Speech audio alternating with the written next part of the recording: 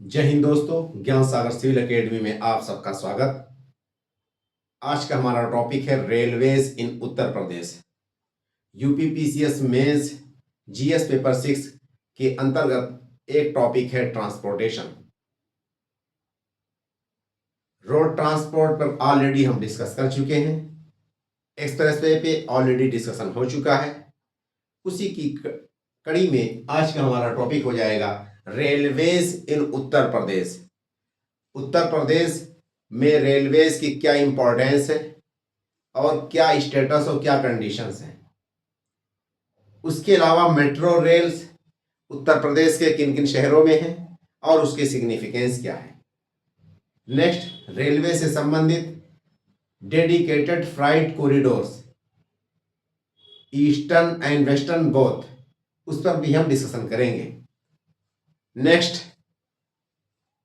Integrated manufacturing cluster जो कि dedicated freight corridors पे बनाए जा रहे हैं, उसके भी बारे में लिटिल बिट डिस्कशन होगा। तो हम बातें करते हैं रेलवेज के बारे में। जहां तक उत्तर प्रदेश का सवाल है तो यूपी रेलवेज में सबसे लार्जेस्ट नेटवर्क पूरे इंडिया का उत्तर प्रदेश में फैला हुआ है। रेलवे का नेटवर्क जो कि अप्रोक्सीमेटली 9167 किलोमीटर है। पूरी इंडिया में सबसे लार्जेस्ट रेलवे नेटवर्क कहाँ पर है? उत्तर प्रदेश के पास है, जो कि पूरी इंडिया का 9167 यानी 9167 किलोमीटर रेलवे नेटवर्क यूपी में फैला हुआ है।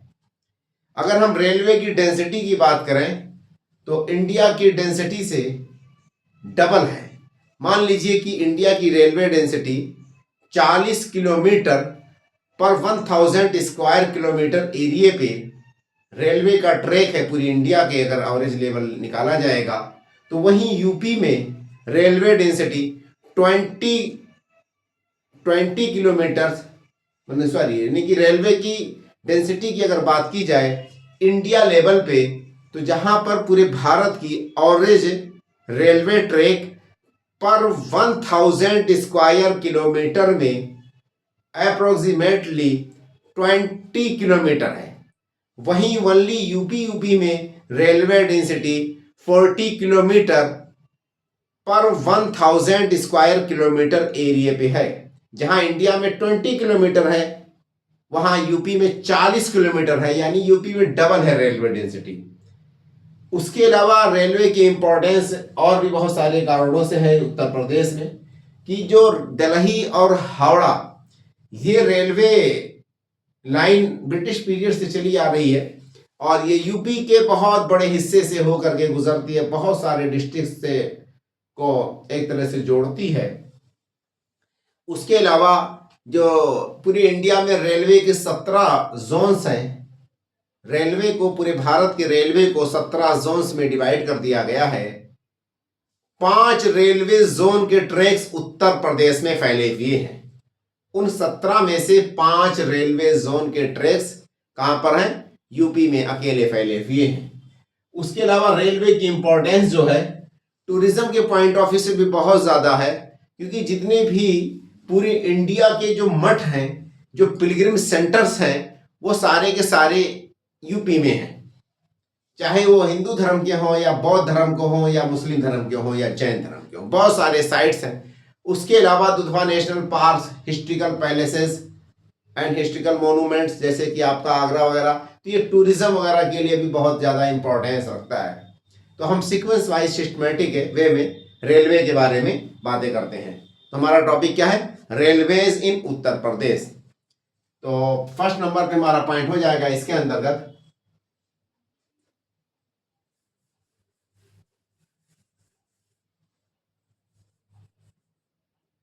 Uttar Pradesh has largest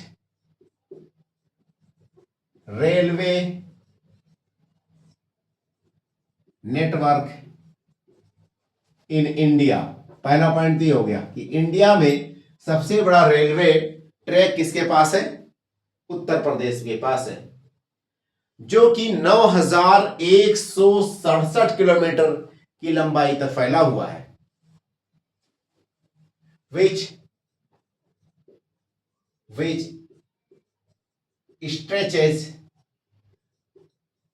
over 9,167 kilometre. ये नेक्स्ट पॉइंट हो गया हमारा। रेलवे की डेंसिटी की अगर बात की जाए तो डेंसिटी को दो तरह से हम नापते हैं कि railway track particular square kilometre area में कितना लंबा है। दूसरा ये है कि रेलवे ट्रैक की लंबाई नंबर ऑफ पीपुल्स के पॉइंट ऑफ व्यू से। तो दो आधार हैं रेलवे ट्रैक की डेंसिटी या रेलवे की डेंसिटी नापने के लिए। हम यहां एरिया के पॉइंट ऑफ व्यू से रेलवे की डेंसिटी को देखेंगे, ठीक है।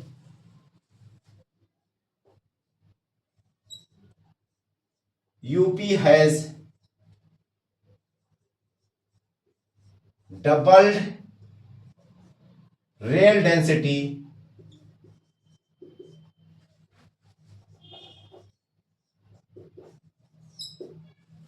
रेल डेंसिटी कितनी हो जा रही है यूपी के पास? 40 किलोमीटर पर 1000 स्क्वायर किलोमीटर, ठीक है। तो UP has doubled rail density than India,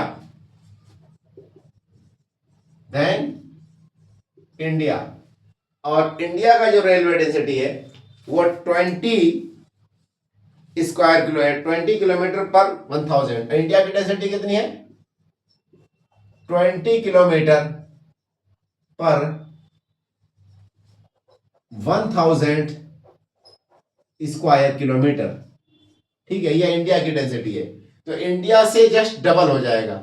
actual कहीं कहीं पे 23 रहता है इंडिया का, ठीक है। यूपी का भी ऐसे, बट मैंने राउंड फिगर को समझने की कोशिश की, ठीक है।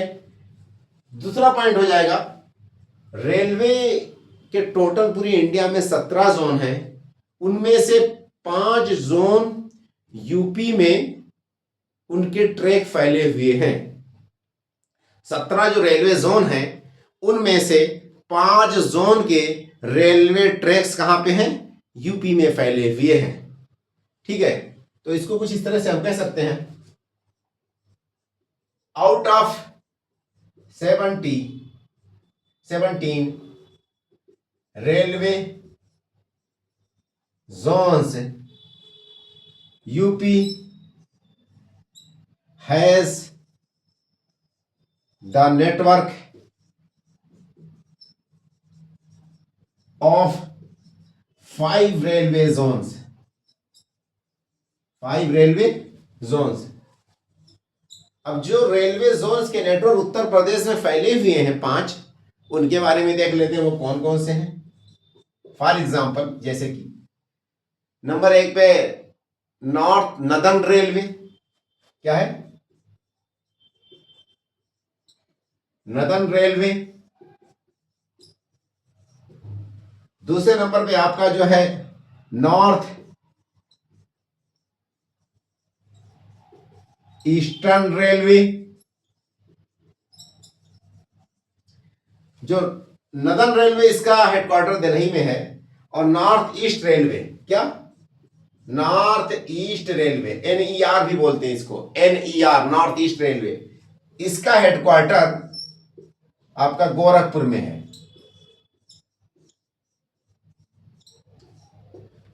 उसके अलावा नॉर्थ सेंट्रल रेलवे,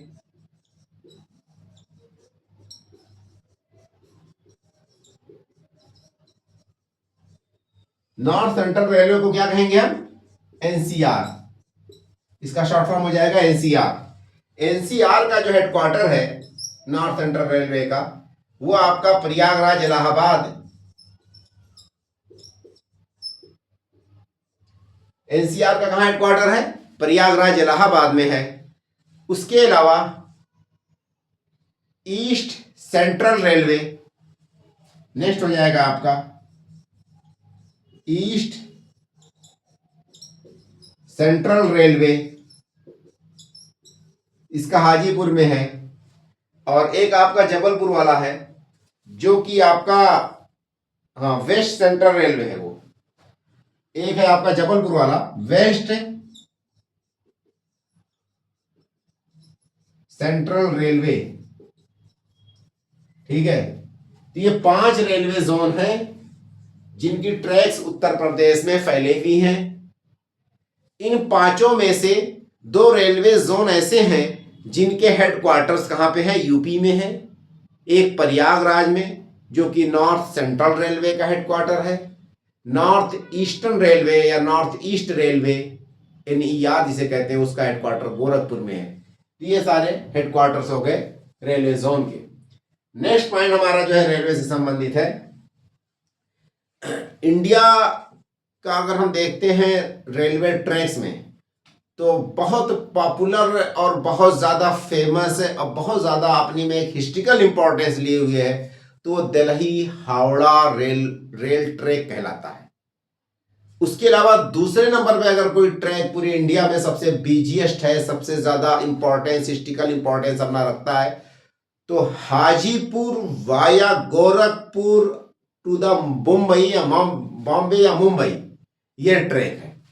तो इसका मतलब कि 2 ट्रैक जो मैंने पूरी इंडिया में बताए कि बहुत ज़्यादा अपना इंपॉर्टेंस रखते हैं, हिस्ट्रिकल इंपॉर्टेंस भी है, कल्चरल इंपॉर्टेंस भी उसका है, और उसके अलावा बहुत हाईली कंजेस्टेड है। बहुत ज़्यादा ट्रेन उसमें दिन भर में गुजर जाती हैं। तो ये दोनों ट्रैक कहाँ से गुजरते हैं, यूपी को चीरते चारते हुए चले जाते हैं, ठीक है। तो यूपी के पूरी ज्योग्राफी पूरी पॉपुलेशन को कवर करते हुए चले जाते हैं। कौन सा, हावड़ा और दिल्ली रेलवे ट्रैक, और दूसरे नंबर में आपका हाजीपुर टू मुंबई वाया गोरखपुर कानपुर झांसी होते हुए, ठीक है। तो इसको कुछ इस तरह से लिखेंगे,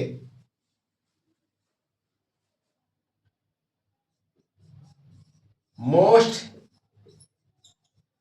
famous railway tracks of India like Delhi Howrah, ठीक है, दिल्ली हावड़ा एंड हाजीपुर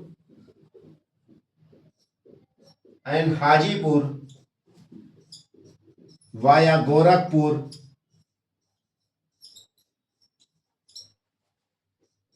टू मुंबई, ठीक है।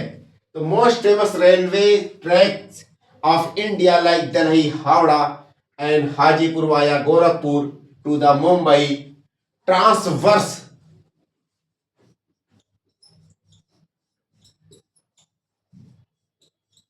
The geography and population of Uttar Pradesh.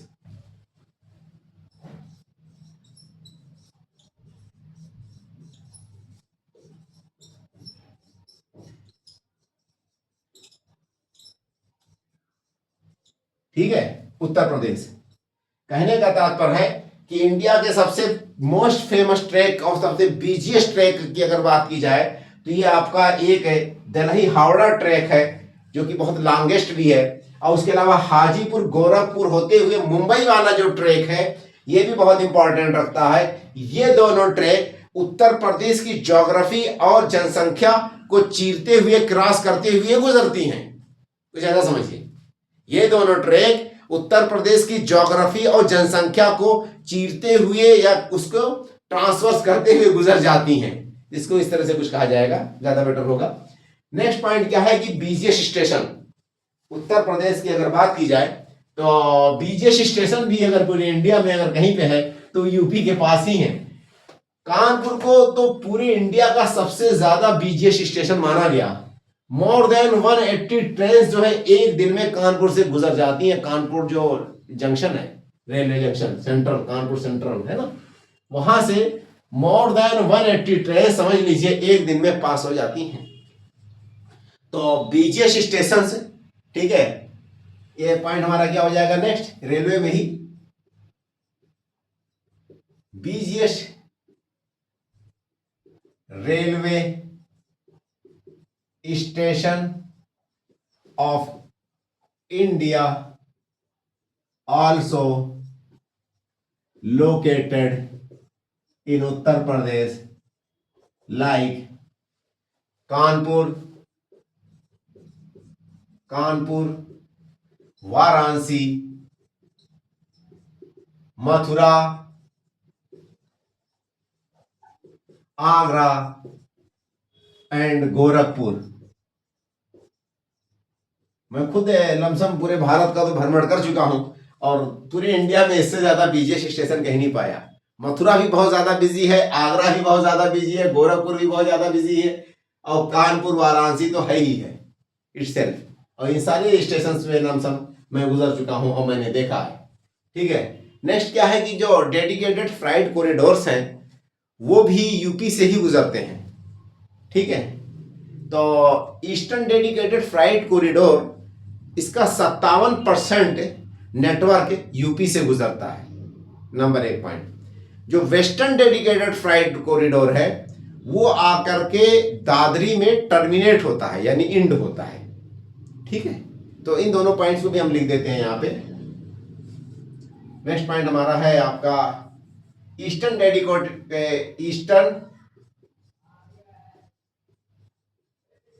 Dedicated freight corridor. ठीक है,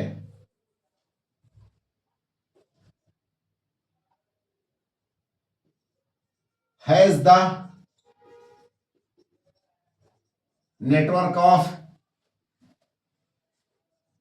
57% of its total stretches।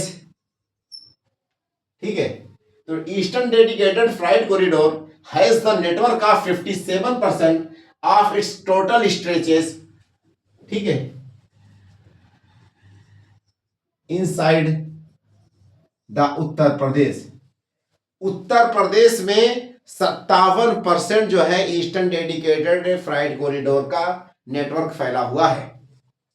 Next point क्या है, जो वेस्टर्न डेडिकेटेड फ्राइट कॉरिडोर है वो यूपी में ही कहीं ना कहीं आकर के इंड होता है।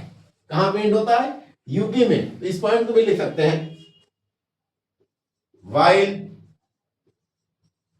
वेस्टर्न, यहां कॉमा लगा देंगे तो एक सेंटेंस क्लियर हो जाएगा। While western dedicated freight corridor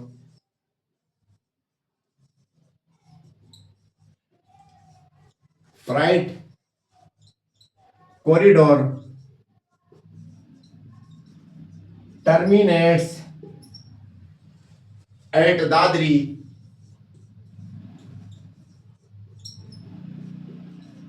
इन उत्तर प्रदेश।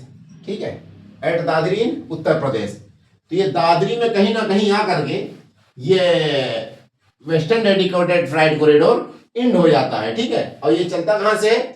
जवाहरलाल नेहरू जो पोर्ट है मुंबई में, वहां से JN port, Jawaharlal Nehru port. ठीक है, नवा शेवा भी पहले कहते थे उसको। तो उस वाले पोर्ट से स्टार्ट होता है और आकर के दादरी में कहीं पे ये इंड हो जाता है।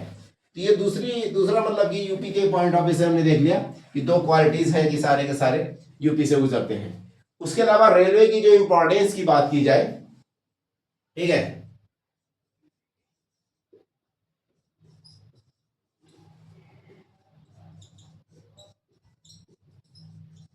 इंपॉर्टेंस उत्तर प्रदेश के पॉइंट ऑफ व्यू से रेलवे का महत्व बहुत ज्यादा है।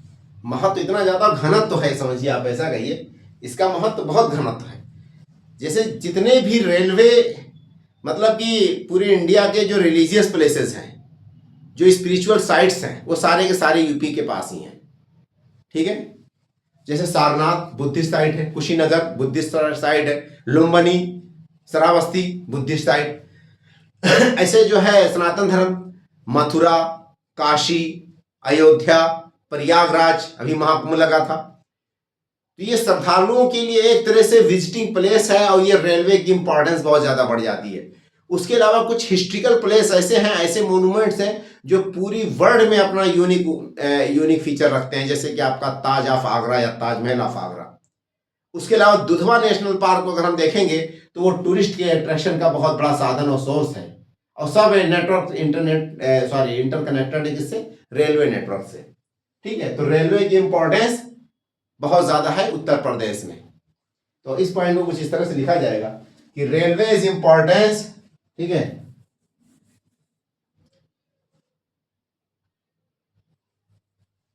Railway is importance in Uttar Pradesh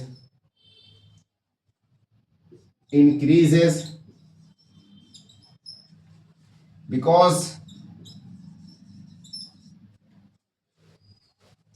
UP is the epitome of religious and cultural sites of India। ठीक है, तो रिलीजियस और कल्चरल साइड यूपी में बहुत ज्यादा फैले हुए हैं, इसलिए इसकी इंपॉर्टेंस बढ़ जाती है। जैसे कि मान के चलिए, सपोज दैट हम कह सकते हैं यहाँ पे वाराणसी है नहीं, उसके अलावा आपका मथुरा, उसके बाद प्रयाग एंड अयोध्या है ना।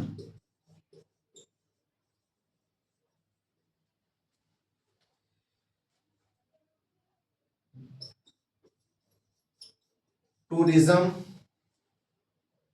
Of the state has worthy, ठीक है, तो tourism of the state has worthy मतलब कि बहुत ज्यादा, ये अपने में टूरिज्म जो उत्तर प्रदेश का है बहुत ज्यादा एक वो लीगेसी रखी हुई है। ठीक है, तो tourism of the state has worthy legacy that connected worthy legacy का मतलब जैसे कि ताजमहल वगैरह है, दुधवा पार्क है, ये अपने में एक यूनिक है वो रखे हुए फीचर रखे हुए हैं। ठीक है, तो ये कहीं ना कहीं लीगेसी का पार्ट है, यानी जैसे ताजमहल तो पूरी दुनिया से लोग आते हैं देखने के लिए, हिस्ट्रिकल प्लेस है तो लीगेसी हो जाएगा ना। तो इस तरह से जो है और उसकी इंपॉर्टेंस बहुत ज्यादा बन जाती है। ठीक है, तो नेक्स्ट पॉइंट हमारा tourism of the state has worthy legacy that connected Agra और उसके अलावा जो है एंड दुधवा है ना, दुधवा। तो इस तरह की जो है साइट्स को कहीं ना कहीं रेलवे के पॉइंट ऑफ व्यू से अगर हम देखेंगे तो उसकी इंपॉर्टेंस यूपी में बहुत ज्यादा बढ़ जाती है। अब नेक्स्ट पॉइंट, हमने अभी एक पॉइंट यूज किया था, डेडिकेटेड फ्राइट कॉरिडोर। ठीक है, तो डेडिकेटेड फ्राइट कॉरिडोर की अगर बात की जाए और उसके बाद फिर हमारा अगला टॉपिक हो जाएगा डेडिकेटेड फ्राइट कॉरिडोर के बाद मेट्रो रेल्स इन उत्तर प्रदेश। उसके बाद हमारा नेक्स्ट टॉपिक हो जाएगा मेट्रो के बाद जो regional rapid transit system.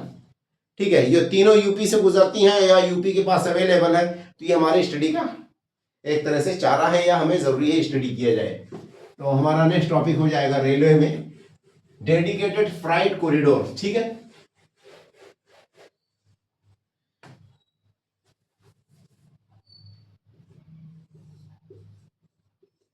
Dedicated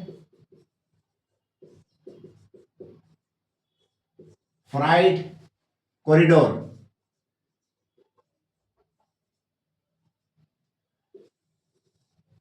freight से तात्पर्य क्या होता है? Goods, commodities. देखिए, रेलवे जो है उसको दो पर्पस के लिए यूज किया जाता है, एक तो पैसेंजर ट्रांजिट के लिए या पैसेंजर को जो है ट्रैवल कराने के लिए, और दूसरे नंबर पर रेलवे को गुड्स को ट्रांसपोर्ट करने के लिए। ठीक है, तो वो रेलवे ट्रैक जो वनली गुड्स के ट्रांजिट के लिए यूज किया जाए, गुड्स को ट्रांसपोर्ट करने के लिए ओनली और ओनली यूज किया जाए। तो ऐसा रेलवे ट्रैक बनाया गया है जिस पर ओनली और ओनली वो गाड़ियां रेलवे ट्रेनें चलेंगी जो कि मालवाहक हैं, ठीक है, जिसे मालगाड़ी कहते हैं गांव की भाषा में। तो मालगाड़ियों के लिए अलग से ट्रैक बिछाया गया है भारत भर में, और उसके लिए एक प्रोजेक्ट स्टार्ट किया गया।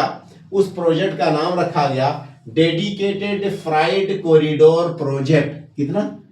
Dedicated freight corridor project. ये प्रोजेक्ट पे क्या है, वनली और वनली माल वाहन वाली जो गाड़ियां हैं जिसको मालगाड़ी कहते हैं वही इस पे चलेंगी, दौड़ेगी। ये सेपरेट रूट होगा, ट्रैक होगा रेलवे का, ये रेलवे ही है ये, बट रेलवे का सेपरेट या एक्सक्लूसिव ट्रैक होगा जिसपे वनली और वनली माल ढोने वाली गाड़ियां चलेंगी, दौड़ेंगी, ठीक है, एक जगह से दूसरे जगह। इस प्रोजेक्ट के अंतर्गत, डेडिकेटेड फ्राइट कॉरिडोर प्रोजेक्ट के अंतर्गत, ये सेंट्रल गवर्नमेंट का प्रोजेक्ट है। 6 जो है डेडिकेटेड फ्राइट कॉरिडोर बनाने का प्रस्ताव रखा गया है। प्रपोजल कितना है? 6 डेडिकेटेड फ्राइट कॉरिडोर बनाने का प्रस्ताव रखा गया है। उसमें से 3 पर काम जो है बहुत अग्रसर है। एक आपका ईस्टर्न डेडिकेटेड फ्राइट कॉरिडोर, दूसरा आपका वेस्टर्न डेडिकेटेड फ्राइट कॉरिडोर, और एक आपका और है, ठीक है, जो कि उधर साउथ वगैरह में, यानी कि वहां विजयवाड़ा वगैरह जाता है, या eastern coastal dedicated freight corridor कहलाता है वो। तो ये 3 पे काम चल रहा है। उसमें ईस्टर्न डेडिकेटेड फ्राइट कॉरिडोर वो कंप्लीट हो चुका, ऑपरेशनल है, उस पे मालगाड़ियां चलना दौड़ना शुरू हो चुकी हैं। जो वेस्टर्न डेडिकेटेड फ्राइट कॉरिडोर है ये आपका 96% बन करके रेडी हो चुका है, ठीक। तो अब हमारा अगला टॉपिक क्या है? Dedicated freight corridor project. पहले नंबर पे जान लें कि डेडिकेटेड फ्राइट कॉरिडोर क्या है, ठीक है। तो डेडिकेटेड फ्राइट कॉरिडोर जो है ये एक्सक्लूसिव फ्राइट के लिए, यानी कि जो इस पे ऐसे कंटेनर, ऐसे ट्रेनें चलेंगी जिसपे खाली माल वाहक हो, ठीक है। तो इस पॉइंट को कुछ इस तरह से लिख सकते हैं,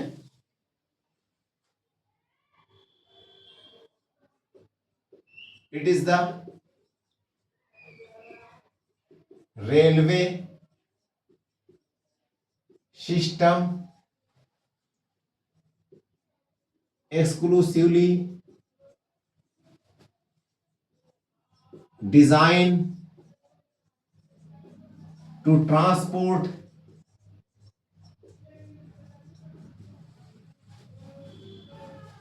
goods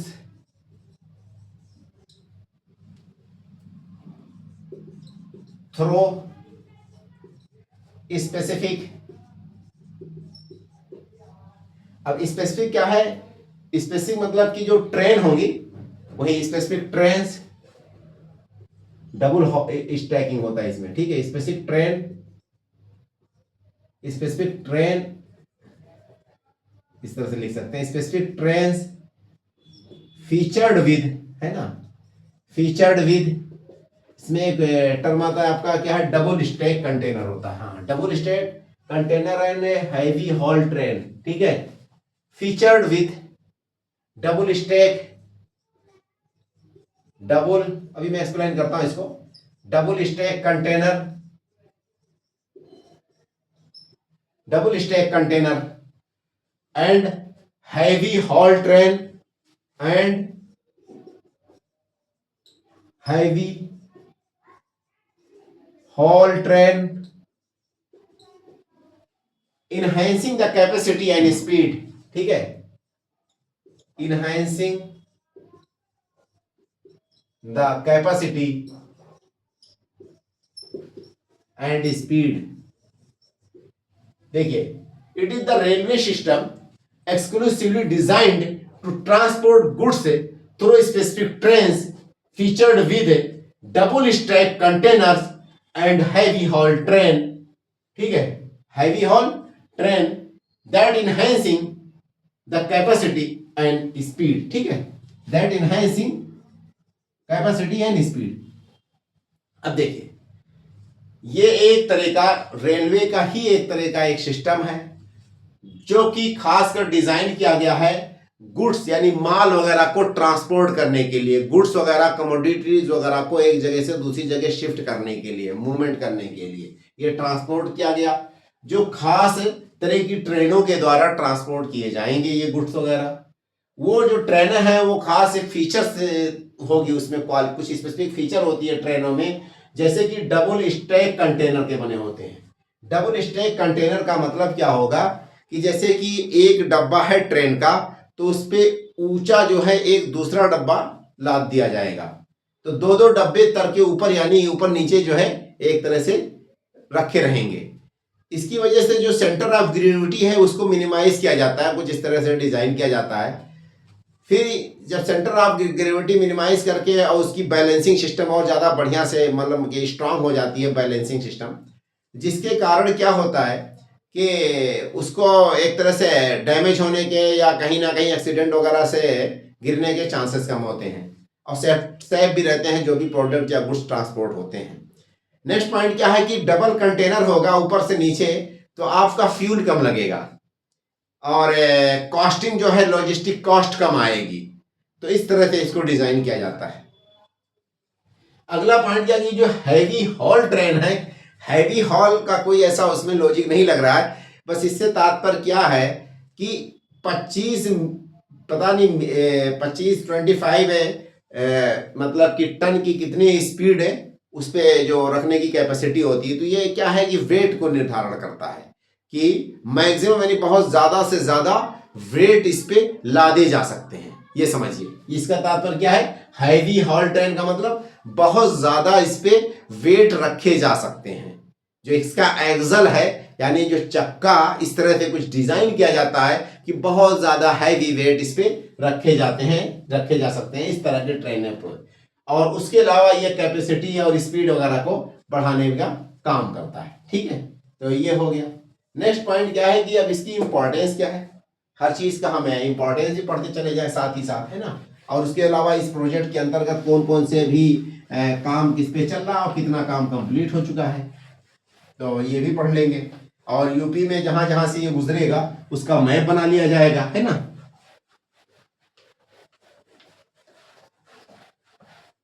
नेक्स्ट पॉइंट हमारा क्या है, देखिए, enhancing the capacity and the speed. अब इसकी इंपॉर्टेंस क्या है,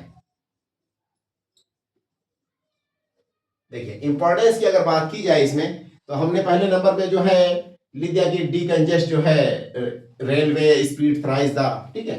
तो पहले नंबर में अब ये समझ लीजिए कि D congest the regular railway track, है ना।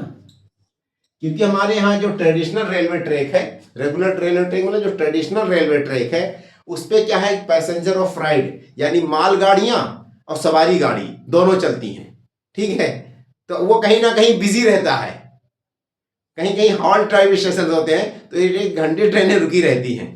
इसीलिए इस तरह की समस्याओं से आप बच जाएंगे कि decongestion the regular railway track. Regular railway track मतलब वो खाली हम उसको ट्रैफिक के लिए यूज करेंगे, पैसेंजर के लिए ट्रेनें खाली चलाएंगे, रेगुलर ट्रेन जो ट्रेडिशनल ट्रैक्स हैं, और इस पे हम उसको चला लेंगे, ठीक। तो एक तो ये पॉइंट हो जाएगा।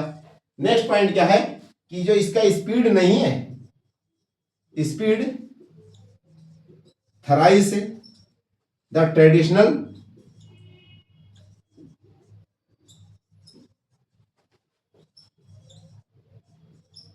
रेलवे ट्रेन, है ना, या ट्रेडिशनल जो ट्रेनें चलती हैं रेलवे की, उससे जो है इसकी स्पीड थ्राइस यानी कि 60 किलोमीटर पर आवर के हिसाब से इस पे स्पीड है। जबकि जो नॉर्मल मालगाड़ियां जो नॉर्मल जो ट्रैक्स जो पुराने ट्रैक हैं, ठीक है, उस पर जो चलती हैं वो 20 किलोमीटर पर आवर या 25 किलोमीटर पर आवर के हिसाब से चलती हैं, जबकि यहाँ पे थ्राइस हो जाती हैं यानी कि 3 गुना हो जाती हैं। तो एक तो ये पॉइंट हो जाएगा, दूसरा ये पॉइंट हो जाएगा। तीसरे नंबर पे हम कह सकते हैं एक पॉइंट आपका कि ये कहीं ना कहीं कॉस्ट जो होगी, किसी भी जब ट्रांसपोर्ट कॉस्ट आपका सस्ता हो जाएगा, तो कह सकते हैं कि लॉजिस्टिक कॉस्ट को एक तरह से ये रिड्यूस कर देगी, है ना। It will reduce the logistic cost. अब जब लॉजिस्टिक कॉस्ट किसी चीज़ का कम हो जाए तो खाने पीने की जो चीज़ें हैं, जो हमारी डेली की गुड्स ज़रूरतें हैं, वो कहीं ना कहीं उसकी प्राइस भी प्रभाव पड़ेगा। तो कस्टमर को चीज़ें सस्ता मिलने लगेंगी, है कि नहीं? क्योंकि लॉजिस्टिक मतलब ट्रांसपोर्ट समझिए आप, मोटा मोटा। तो जब ट्रांसपोर्ट कॉस्ट आपका कम पड़े किसी भी चीज़ पे, और बल्क में आप गुड्स को एक जगह से दूसरी जगह ट्रांसपोर्ट करने में सक्षम हो जाएं या कन्वीनियंस हो जाए, तो इसका मतलब कि आपका जो प्राइस है, सेलिंग प्राइस, वो ऑटोमेटिक रिड्यूस हो जाएगा, क्योंकि यहाँ पे ट्रांसपोर्ट कॉस्ट घट गया आपका। ठीक है, तो रिड्यूस द लॉजिस्टिक कॉस्ट, उसका इंपैक्ट किस पे पड़ेगा? रिड्यूस द मतलब कि जो प्राइस है कमोडिटीज का, वो भी रिड्यूस हो जाएगा, वो भी कम हो जाएगा। ठीक है, hence decreasing the consumable goods कह सकते हैं उसको, या प्राइसेस ऑफ कमोडिटीज, है ना, प्राइसेस ऑफ कमोडिटीज। तो कमोडिटीज वगैरह जो डेली खाने पीने की चीजें हैं, उसके प्राइसेस पे कहीं ना कहीं ये प्रभाव डालेगा ही डालेगा। उसके अलावा जो एक्सीडेंट वगैरह के जो केसेस होते हैं, वो भी कहीं ना कहीं आपके घटने लगेंगे, क्योंकि कंजेशन कम हो जाएगा, ट्रैक को मैनेजमेंट करने में आसानी हो जाएगा। तो इंसिडेंट केसेस वो भी आपके कम होंगे, डिक्रीज। ये मतलब सिंबल हमारे, हम जब भी कोई भी चीज लिखें तो इस तरह को बता दें, तो ये डिक्रीज या डिमिनिश या डिक्लाइन का सिंबल होता है। ठीक है, और ये एरो अगर मैं ऊपर लिख दूं तो उसका मतलब कि इंक्रीज। ठीक है, तो ये मतलब शॉर्ट फॉर्म मैंने जनरेट किया कि मिनिमम वर्ड्स में कितना ज्यादा इंफॉर्मेशन को मैं एक्सप्लेन कर दूं या एक्सपेंड कर दूं, ताकि स्टूडेंट्स को बहुत हैंडी हो। नोट्स कोई भी हमारा अगर होगा नोट्स, उसको अगर आप टाइपिंग करवा लेंगे तो बहुत हैंडी रहेगा, बहुत कम उसमें वर्ड्स में सारे के सारे बातें आपको मिल जाएंगी। अब देखिए, इंसिडेंट्स केसेस इसमें डिक्रीज हो जाएंगे, यानी कि घटनाएं कम होने लगेंगी। उसके अलावा देखिए, एम्प्लॉयमेंट जनरेशन होगा, कॉमर्स वगैरह जो है एक तरह से बढ़ेगा, है ना। तो क्या है कि एम्प्लॉयमेंट जनरेशन, ठीक है। उसके अलावा कॉमर्स और ट्रेड को ये सपोर्ट करेगा, support the commerce and trade. अब जब कॉमर्स और ट्रेड आपके यहां बढ़ने लगे, तो इसका मतलब कि इकोनॉमिक ग्रोथ बढ़ने लगेगा, है ना। तो हम कह सकते हैं कि इकोनॉमिक ग्रोथ, अब ये भी सिंपल यहां मैंने बना दिया, मतलब इकोनॉमिक ग्रोथ भी इंक्रीज होगा, इंप्लॉयमेंट जनरेशन होगा, यानी इंप्लॉयमेंट भी बढ़ेगा। उसके अलावा इससे कॉमर्स ट्रेड उसको बढ़ोतरी मिलेगी, उस पर एक तरह से चार चांद लग जाएगा, ऐसा समझिए। ठीक है, तो ये डेडिकेटेड फ्राइट कॉरिडोर के ये कुछ इंपॉर्टेंस हो गए। अब अगला हमारा पॉइंट है कि जो प्रोजेक्ट चल रहा है डेडिकेटेड फ्राइट कॉरिडोर, उस प्रोजेक्ट के अंतर्गत कितने प्रोजेक्ट प्रपोज्ड हैं और कितने अंडर कंस्ट्रक्शन है। ठीक है, तो टोटल 6 प्रोजेक्ट हैं, और ऐसे इस प्रोजेक्ट के बारे में हम नहीं जानेंगे, हम मात्र 2 के बारे में जानेंगे जो यूपी से संबंधित है ना।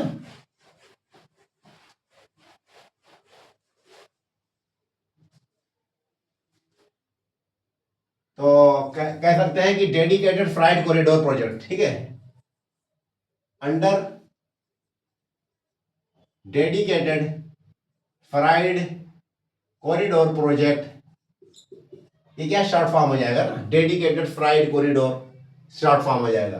तो under dedicated fried corridor project, central government, ठीक है, रोल आउट 6 प्रोजेक्ट्स हैं। ठीक है, इसके अंतर्गत सेंट्रल गवर्नमेंट ने 6 प्रोजेक्ट को लॉन्च किया है या इंट्रोड्यूस किया है। अब उन 6 में से मात्र 3 पे जो है अब तक एक तरह से काम स्टार्ट हो चुका है, और उन तीनों में से 2 बन करके कंप्लीट भी हो गए हैं, और वो दोनों यूपी से गुजरते हैं। तो हम मात्र उन दोनों को पढ़ेंगे। नंबर 1 पे किसको पढ़ेंगे? Eastern dedicated fried corridor and western dedicated fried corridor. ठीक है, हम इन मात्र दोनों को पढ़ेंगे क्योंकि ये दोनों यूपी से संबंधित हैं।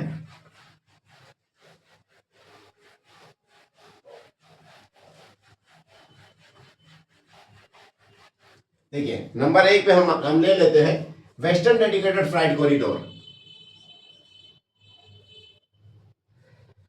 देखिए वेस्टर्न डेडिकेटेड फ्राइड कॉरिडोर, इसको कुछ इस तरह लिख सकते हैं, वेस्टर्न डेडिकेटेड फ्राइड कॉरिडोर। यहां पे हम लिख सकते हैं ईस्टर्न डेडिकेटेड फ्राइड कॉरिडोर। तो ये जो वेस्टर्न डेडिकेटेड फ्राइड कॉरिडोर है ये कहां से कहां तक जाता है, कितने किलोमीटर तक फैला हुआ है, बस यही 2 से 3 पॉइंट। ये 1506, शायद कि 1506 किलोमीटर तक ये फैला हुआ है। 1506 किलोमीटर है, हाँ ठीक है। तो वेस्टर्न डेडिकेटेड फ्राइड कॉरिडोर जो है पहले नंबर पे है, ये आपका जो है 1506 किलोमीटर लॉन्ग है। कितना है? 1506 किलोमीटर लॉन्ग ये ट्रैक है एक्चुअल में रेलवे का। Stretches from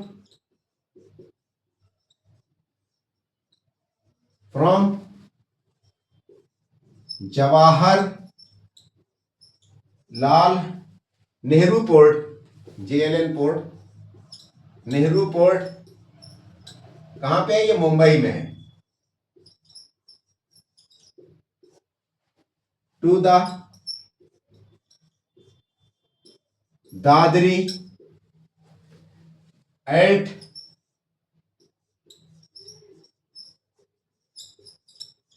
the network of eastern dedicated freight corridor. जो eastern dedicated network freight corridor है वो दादरी से गुजरता है, ईस्टर्न वाला। तो उसी पे आ करके ये वेस्टर्न डेडिकेटेड फ्राइट कॉरिडोर आकर के मिल जाता है। एक तो ये पॉइंट हो गया इसमें। उसके अलावा जो है इसमें हम देखिए 2-3 पॉइंट जान लेते हैं कि कहां कहां से गुजरता है और क्या क्या इसका इंपॉर्टेंस है। ठीक है, और यही बात, बाकी कुछ नहीं है। एक तो मतलब कि हाँ फंड्स है, हाँ ये देखिए इसके अंतर्गत ये जान लेते हैं कि ये 96% जो है कंस्ट्रक्शन वर्क इस पे कंप्लीट हो चुका है। इसका एडवांटेज क्या होगा? मेनली जो दिल्ली से लेकर के मुंबई तक जब ये जोड़ेगा तो उसका फायदा, सबसे मेजर फायदा यही रहेगा कि जो भी गुड्स उधर बनते हैं यानी कि महाराष्ट्र और गुजरात की साइड में, वो आपका इधर नॉर्थ की तरफ आसानी से कैरी किए जा सकेंगे। तो जैसे कि मुंबई या गुजरात वगैरह में बहुत ज़्यादा पॉपुलर है आपका कुछ मान के चलिए सपोज दैट कह सकते हैं टेक्सटाइल इंडस्ट्री वहाँ बहुत ज़्यादा वेल फ्लोरिश है। उसके अलावा केमिकल इंडस्ट्री यानी पेट्रोलियम वगैरह भी बहुत ज़्यादा, या उसके जो प्रोडक्ट्स होते हैं रिफाइनरीज वगैरह के, ठीक है, गुजरात में बहुत सारे हैं, महाराष्ट्र वगैरह में भी, मुंबई में भी हैं। तो वहाँ से वो चीज़ों आसानी से यहाँ लाई जा सकती हैं। उसके अलावा यहाँ से जो आपके नॉर्थ इंडिया है यानी दादरी वाला जो बेल्ट है, दिल्ली और हरियाणा वाला, यहाँ पे एग्रीकल्चर बहुत ज़्यादा होती है। तो एग्रीकल्चर के जो प्रोड्यूस है वो वहाँ पे आसानी से सप्लाई किए जा सकते हैं। ठीक है, तो कौन कौन से इस तरह से किस पे क्या फोकस होगा? फोकस ऑन ट्रांसपोर्टेशन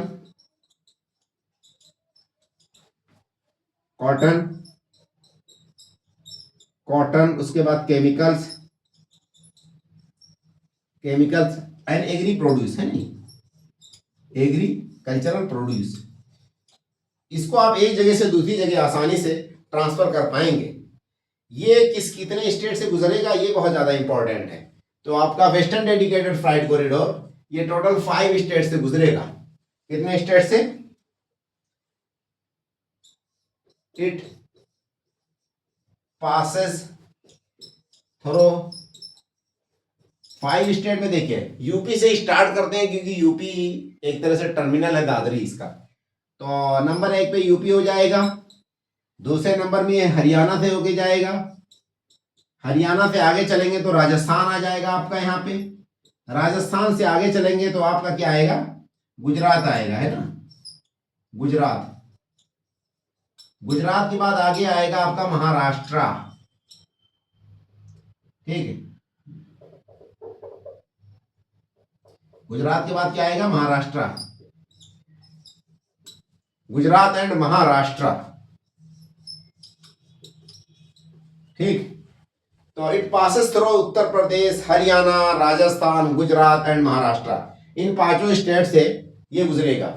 अब नेक्स्ट पॉइंट क्या है कि जो ईस्टर्न डेडिकेटेड फ्राइट कॉरिडोर है, इसके लिए पैसा फंडिंग कौन कर रहा है, कौन इसके लिए फंडिंग कर रहा है, ये भी जान लेते हैं, क्योंकि हो सकता है पूछ ले कभी नोट्स लिखने के लिए, तो बेसिक इंफॉर्मेशन जाने रहेंगे आप लोग तो काम आएगा, क्योंकि यूपी से गुजरते हैं चीजें। तो कह सकते हैं इसको फंडेड बाय जीका। जीका से तात्पर्य क्या है, Japan international cooperation agency, Japan international cooperation agency, ये इसकी फंडिंग का काम कर रही है भाई साहब, वेस्टर्न डेडिकेटेड फ्राइट कॉरिडोर के। अब हमारा नेक्स्ट पॉइंट आ जाता है ईस्टर्न डेडिकेटेड फ्राइट कॉरिडोर।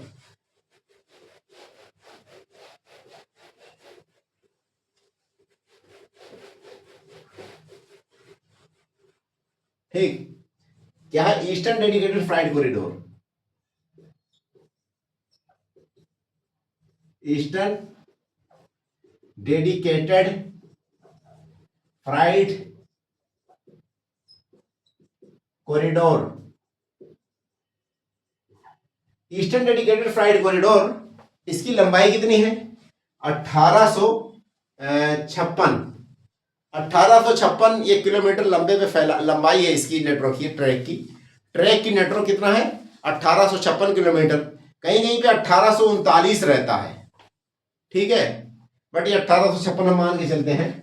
तो ईस्टर्न डेडिकेटेड फ्राइट कॉरिडोर, इसका जो है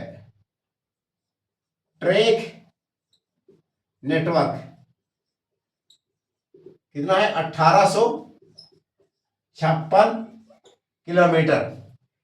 ये आपके पंजाब में लुधियाना पड़ता है, वहां पे साहनेवाल करके कोई जगह है, वहां से लेकर के आपका यहाँ पे क्या कहते हैं धनकुनी करके कलकत्ता के पास कोई जगह पड़ता है, वहां तक ये फैला हुआ है, ठीक है। तो ट्रैक नेटवर्क इसका कितना है, 1856 किलोमीटर। एक पॉइंट हो गया ये। नेक्स्ट पॉइंट क्या है, स्टार्टेड, या मतलब कि फ्रॉम टू करके लिख सकते हैं, स्टार्टेड ज्यादा क्या वर्ड की जरूरत पड़े, फ्रॉम साहनेवाल करके है जगह, साहनेवाल पंजाब में, फ्रॉम साहनेवाल जो कि ये लुधियाना में पड़ता है, ठीक है, लुधियाना मतलब कि पंजाब, वहां से लेकर के धनकुनी एक जगह पड़ता है कोई वेस्ट बंगाल में, धनकुनी ये आपका वेस्ट बंगाल कलकत्ता। तो इतने लंबाई तक ये फैला हुआ है, ठीक है। और उसके अलावा सबसे मेजर पॉइंट क्या है कि इस पे गुड्स वगैरह क्या क्या ट्रांसपोर्ट किए जाएंगे, गुड्स देखिए, जितने भी स्टील प्लांट्स और थर्मल प्लांट्स हैं, कोल बेस्ड थर्मल प्लांट्स हैं, उनको ये कोयला ला करके वेस्ट बंगाल से, उड़ीसा से और आपका झारखंड से, उस एरिया से कोयले ला करके आसानी से नदर्न इंडिया में जितने भी थर्मल प्लांट्स हैं उनको ये सपोर्ट करेगा, ठीक है। तो नंबर एक पे क्या हो जाएगा, गुड्स के इसके अंदर जो ट्रांसपोर्ट है, तो गुड्स कौन कौन सा होगा, मेनली है तो कोल ही बेस है, ठीक है, coal from eastern India for thermal plants in north India, ठीक है। एक तो पॉइंट ये हो गया।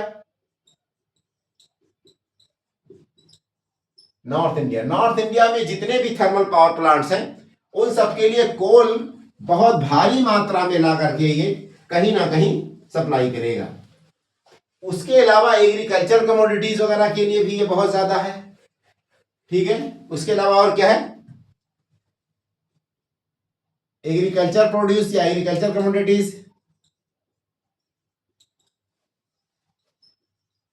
Commodities, and iron steel also, and also iron steel. देखिए ज्यादातर स्टील के प्लांट आपके छत्तीसगढ़, झारखंड, वेस्ट बंगाल, उड़ीसा इसी में है, और स्टील बेसिक इंडस्ट्री है। बट फर्दर मोर इंडस्ट्रीज जो भी हैं उनको स्टील की जरूरत पड़ती ही पड़ती है। तो स्टील वहां से, कोल वहां से आएगा और कहां पे, नॉर्थ इंडिया के लिए आसानी से आ जाएगा। तो ये इसके लिए सपोर्टिंग एलिमेंट्स हैं। अब उसके अलावा नेक्स्ट पॉइंट क्या है, ये गुजरता कहां कहां से है, किन किन स्टेट से गुजरता है। तो ये टोटल मुझे लगता है कि 6 स्टेट से गुजरता है। ठीक है, इट पासेस थ्रू, देखिए पहले नंबर में पंजाब से हम स्टार्ट करते हैं इसको, पंजाब। दूसरे नंबर में हरियाणा, HR का मतलब कि हरियाणा, HR का मतलब हरियाणा। हरियाणा के बाद आगे चलेंगे तो ये आपका यूपी आ जाएगा, यूपी। बट दिल्ली नहीं गुजरता ये, ध्यान दीजिएगा, क्योंकि दादरी से निकल जाता है ये। नेक्स्ट पॉइंट, यूपी के बाद आगे चलेंगे तो आपका जो है बिहार आ जाएगा। बिहार से आगे चलेंगे तो ये झारखंड से गुजरता है। झारखंड के बाद ये आपका वेस्ट बंगाल, इन जगहों से ये आपका गुजरता ही गुजरता है। ठीक है, तो ये सारे के सारे इसके अलावा जो है कहीं ना कहीं इसके वो हैं, एडवांटेज हैं। तो एक तो मेजर पॉइंट क्या है कि ये देखिए पोर्ट को कनेक्ट करता है पूरे इंडिया को। ठीक है, हिंटरलैंड से कनेक्ट करता है। इसका सबसे मेजर एडवांटेज क्या है कि हिंटरलैंड्स को, ठीक है, पोर्ट से कनेक्ट करते हैं ये सारे के सारे। तो एक पॉइंट यहां लिख सकते हैं, बहुत इंपॉर्टेंट पॉइंट है, नोट बना करके, ऑल डेडिकेटेड फ्राइट कॉरिडोर्स, ठीक है, कनेक्ट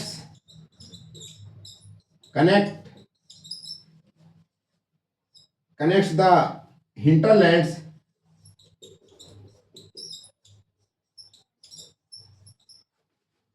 with ports, है ना।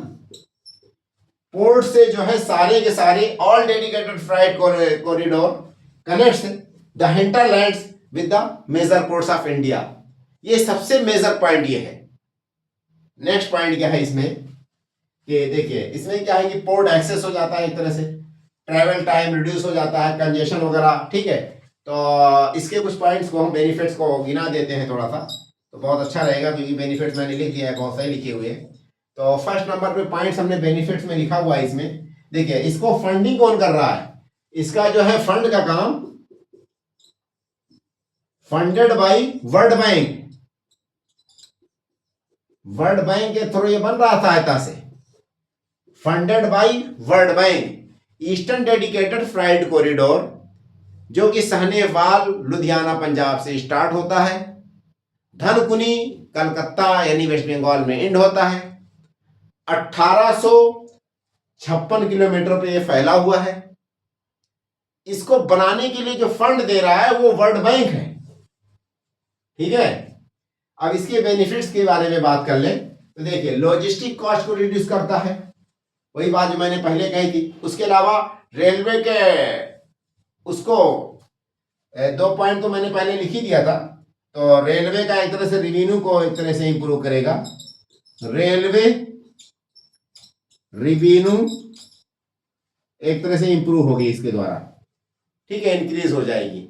उसके अलावा एक्सेस टू मेजर पोर्ट्स है ना, एक्सेस टू मेजर पोर्ट्स, ये हिंटरलैंड्स को पोर्ट से जोड़ देगा। उसके अलावा नेक्स्ट क्या है, ये गोल्डन लेटरल जो क्वाड्रिलेटरल है उस पे जो कंजेशन है, जो रशिंग है, जो भीड़ है, उसको भी घटाएगा ये। ठीक है, तो इस पॉइंट को लिख सकते हैं, बहुत इंपॉर्टेंट पॉइंट है ये। Reducing the congestion on golden quadrilateral,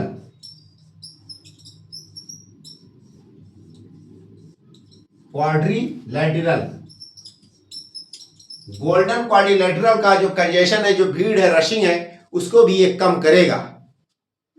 ठीक है, और दूसरे जो भी एक्सप्रेसवेज हैं, हाईवेज हैं, उनकी बर्डन को भी घटाएगा ये सारे के सारे इसकी सुविधाएं हैं, सारे के सारे इसके फायदे हैं। ठीक है, नेक्स्ट पॉइंट क्या है देखिए, यूपी के पॉइंट ऑफ व्यू से हम बात कर लें ईस्टर्न डेडिकेटेड फ्राइट कॉरिडोर के बारे में। अब थोड़ा सा इसी में हम यूपी के 2-3 पॉइंट लिख लेते हैं, ईस्टर्न डेडिकेटेड फ्राइट कॉरिडोर से संबंधित। ये बहुत ज्यादा इंपॉर्टेंट, इसी पे क्वेश्चन बनेगा पूरा का पूरा। देखिए, यूपी की अगर बात की जाए तो यूपी में नंबर 1 पे इस पे जो है कुछ वो बन रहे हैं, मैन्युफैक्चरिंग जो है क्लस्टर बन रहे हैं यूपी में, और जो ऑपरेशन एक तरह से जो इसका कमांड ऑफिस होगा या कंट्रोल ऑफिस या कमांड ऑफिस, वो प्रयागराज में कहीं पे बन रहा है। ठीक है, तो इसका अगला पॉइंट क्या है कि ऑपरेशन कंट्रोल सेंटर कहाँ पे है, प्रयागराज में। तो यूपी का पॉइंट ऑफ व्यू से देख लेते हैं, ईस्टर्न डेडिकेटेड फ्राइट कॉरिडोर को यूपी के पॉइंट ऑफ व्यू से देखते हैं। ठीक है, नंबर 1 पे जो है कमांड कंट्रोल ऑफिस कहां पे बनेगा, एट प्रयागराज। ये तो यूपी का पॉइंट हो गया नंबर 1। नेक्स्ट पॉइंट क्या है, इस पे कुछ है, इंटीग्रेटेड क्लस्टर बनाया जाएगा। ठीक है, इंटीग्रेटेड मैन्युफैक्चरिंग क्लस्टर बनेगा इस पे यूपी में। तो ऑपरेशन कंट्रोल, या इस तरह से कह सकते हैं ऑपरेशन कंट्रोल ऑफिस है ना, ऑपरेशन कंट्रोल ऑफिस या operation command office at Prayagraj, और 3 integrated manufacturing cluster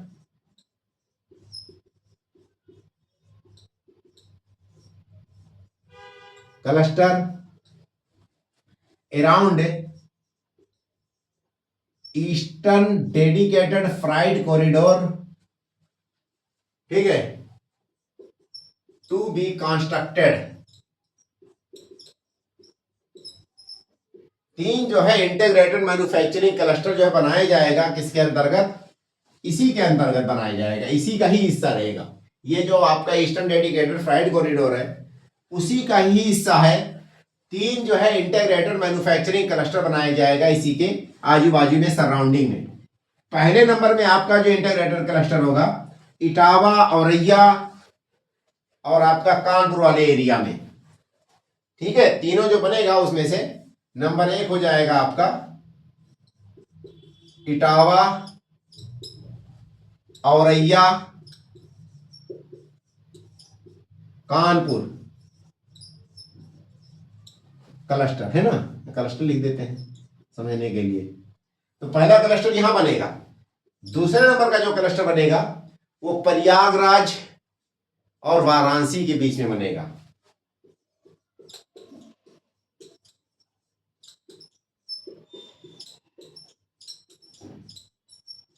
Prayagraj Varanasi दूसरा बनेगा। तीसरा आपका अलीगढ़ और आगरा यहां पे बनेगा।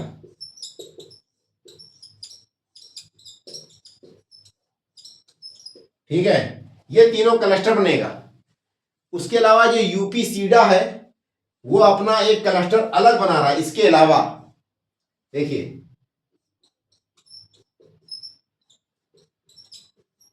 B side above clusters UP state industrial development authority,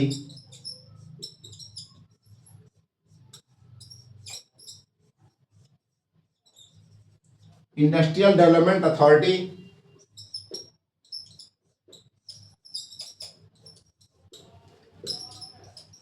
also developing integrated manufacturing cluster. क्या है ये? Integrated manufacturing cluster. ये क्या था आपका? इसको लिख सकते हैं इस तरह से, इंटीग्रेटेड मैन्युफैक्चरिंग क्लस्टर, ये शॉर्ट फॉर्म हो जाएगा। ठीक है, तो beside the above cluster UP SIDA, इसको क्या कहते हैं? UP SIDA, Uttar Pradesh state industrial development authority, ये जो है डेवलप कर रहा है इंटीग्रेटेड मैन्युफैक्चरिंग क्लस्टर, है ना।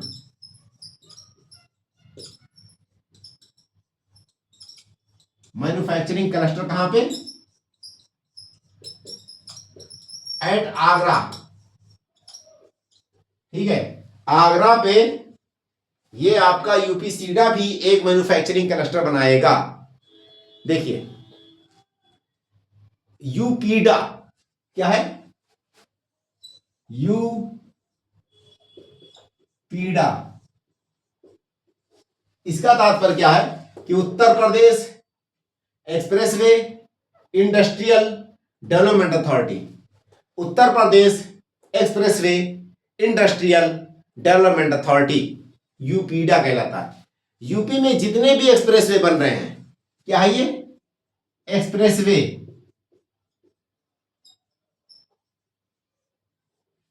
यूपी में जितने भी एक्सप्रेसवे बन रहे हैं, सारा का सारा काम कौन थाम रखा? यूपीडा ने थाम रखा, क्योंकि उत्तर Pradesh expressway industrial development authority है यूपीडा। ये सारे एक्सप्रेसवे बना रही है कौन? यूपीडा। और एक्सप्रेसवे के आसपास में अगर इंटीग्रेटेड मैन्युफैक्चरिंग क्लस्टर कोई बनाएगा तो ये यूपीडा बनाएगी, क्योंकि यही तो एक्सप्रेसवे बना रही है। एंड इंटीग्रेटेड मैन्युफैक्चरिंग क्लस्टर, ठीक है, 27 इंटीग्रेटेड मैन्युफैक्चरिंग क्लस्टर 5 एक्सप्रेसवे के सराउंडिंग में बनाया जा रहा है यूपीडा के द्वारा। कितने? 27 जो है इंटीग्रेटेड मैन्युफैक्चरिंग क्लस्टर यूपीडा के द्वारा 5 एक्सप्रेसवे के सराउंडिंग में या नियर बाई में बनाए जा रहे हैं। पहला पॉइंट जो हमने कल क्लास में पढ़ाए थे। नेक्स्ट पॉइंट क्या है कि जो यूपी सीडा है, ये देखिए यूपीडा था, ये सीडा है, Uttar Pradesh state industrial development authority.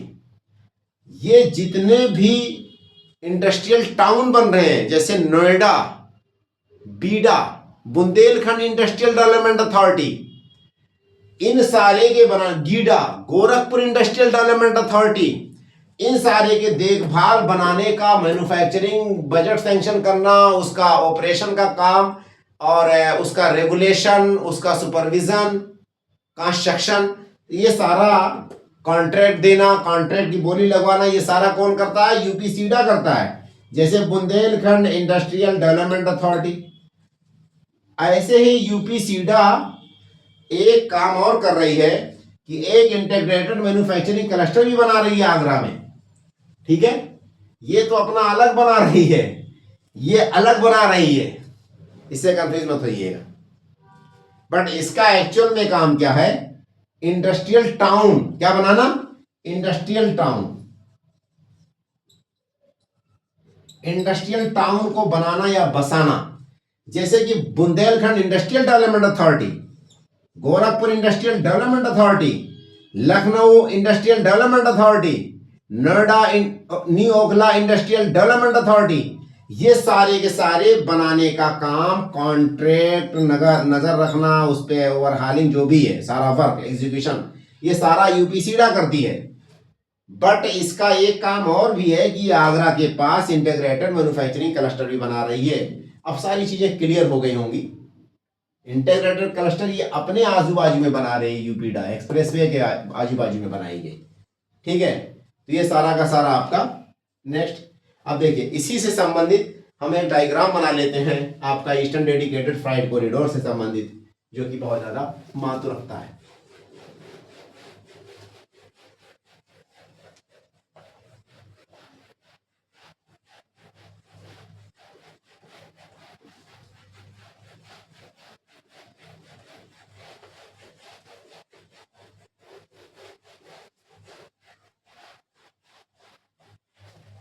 देखिए, सपोज दैट मान लेते हैं कि ये आपका इस तरह से कुछ मैप ड्रॉ किया जाए, ठीक है। और यहां पे हम बना लेते हैं कुछ दादरी,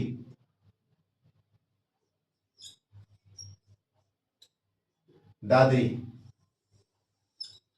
और ये आपका जो है JN पोर्ट, मुंबई, ठीक है। दादरी से लेकर के जवाहरलाल नेहरू पोर्ट मुंबई में, इसको कहा जाता है वेस्टर्न डेडिकेटेड फ्राइट कॉरिडोर। क्या कहते हैं? Western dedicated fried corridor. इसकी लंबाई यानी लेंथ, स्ट्रेच कितना फैला हुआ है? 1506 किलोमीटर लंबाई है इसकी, ठीक है। 1506 किलोमीटर इसकी लंबाई है। ये आपका यहां पे पड़ेगा लुधियाना, सानेवाल कहां पड़ता है? लुधियाना। ये किसमें पड़ता है? पंजाब में। वहां से लेकर के आपका ये धनकुनी,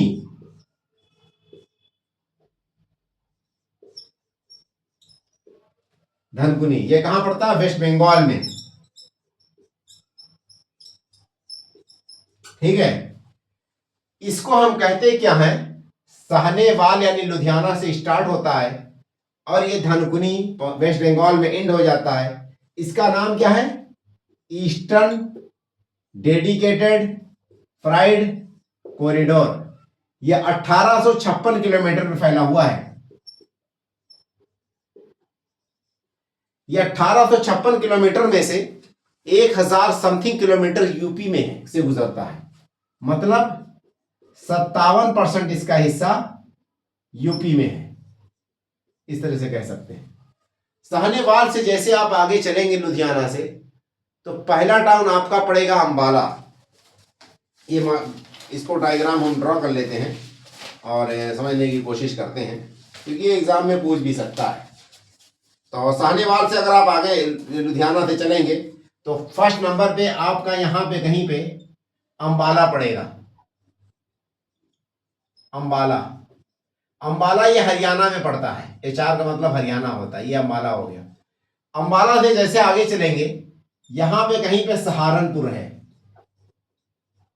यानी आप यूपी में आ गए। अब उसके बाद नेक्स्ट आपका सहारनपुर के बाद आपका मेरठ पड़ेगा, ठीक है। मेरठ के बाद आपका जस्ट ये खुर्जा ये दादरी पड़ जाएगा। दादरी के बाद यहां पे ये क्या है? यूपी में दादरी भी है, इस तरह से समझिए। मेरठ तो यूपी में है ही। दादरी से आगे चलेंगे तब आपका जो है ये पड़ेगा खुर्जा, खुर्जा। खुर्जा से आगे चलेंगे तो आपका टुंडला, टुंडला से आगे चलेंगे तो आपका कानपुर, कानपुर के आगे चलेंगे तो आपका पड़ेगा प्रयागराज।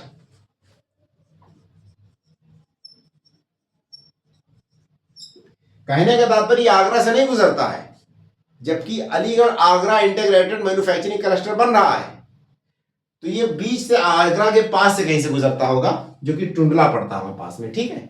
ये समझने के लिए तो ये कानपुर हो गया, प्रयागराज हो गया। प्रयागराज के बाद आपका जो है मुगल सराय। नेक्स्ट पॉइंट आपका क्या है? मुगल सराय। मुगल सराय आपका पड़ता है इसमें मिर्जापुर में, यूपी में ही। उसके बाद आपका सोमनार, सोनापुर या सोनार करके जगह का नाम है, सोनागढ़। ये आपका बिहार आ गया। सोनागढ़ ये क्या है? बिहार है। उसके बाद गोमो, यहां पे कहीं पे गोमो, ये आपका झारखंड है। उसके बाद अंडल, ये आपका वेस्ट बंगाल में कहीं पड़ेगा अंडल।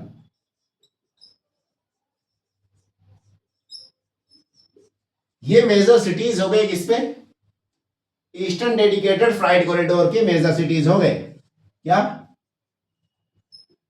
मेजर नोड्स या आपका जंक्शन, ठीक है। Major nodes and major junction eastern dedicated freight corridor के, ये देखिए नंबर 1 पे, यहां से हम स्टार्ट करते हैं। Major nodes and junctions of eastern dedicated freight corridor, जो कि 1856 किलोमीटर पे फैला हुआ है। 57% इसका हिस्सा या एरिया यूपी से गुजरता है, इसका नेटवर्क। ये स्टार्ट होता है साहनेवाल लुधियाना पंजाब से, उसके बाद ये अंबाला हरियाणा, सहारनपुर यूपी, मेरठ यूपी, दादरी, वहां पे जो वेस्टर्न डेडिकेटेड फ्राइट कॉरिडोर है आकर के इसको मिलता है। उसके बाद खुर्जा, उसके बाद टुंडला, कानपुर, प्रयागराज, मुगलसराय, सोन्नागढ़, गोमो, अंडल और धनकुनी, वेस्ट बंगाल। इसमें ये सोन्नागढ़ है, सोन्नागढ़ से लेकर के साहनेवाल यानी लुधियाना तक ये फंक्शन में है, ऑपरेशनल है। सोन्नागढ़ से लेकर के खुर्जा तक तो डबल ट्रैक है इसका, यानी कि दो दो रेलवे ट्रैक है, सोन्नागढ़ से खुर्जा। और खुर्जा से आगे जाएंगे साहनेवाल तो वहां पे भी सिंगल ट्रैक ही ऑपरेशनल है। और इस वाले में कुछ दूसरा सिस्टम अप्लाई हो रहा है, अभी उतना ज्यादा फंक्शनल या ऑपरेशनल नहीं है, ठीक है। नीचे वाला ये आपका सारा डेडिकेटेड फ्राइट कॉरिडोर हो गया। उसके बाद हमारा नेक्स्ट टॉपिक इसी के अंतर्गत है आपका जो है मेट्रो रेल, ठीक है। अब मेट्रो रेल के बारे में बातें कर ले। यूपी में मेट्रो रेल, हमारा नेक्स्ट टॉपिक क्या है इससे, मेट्रो रेल।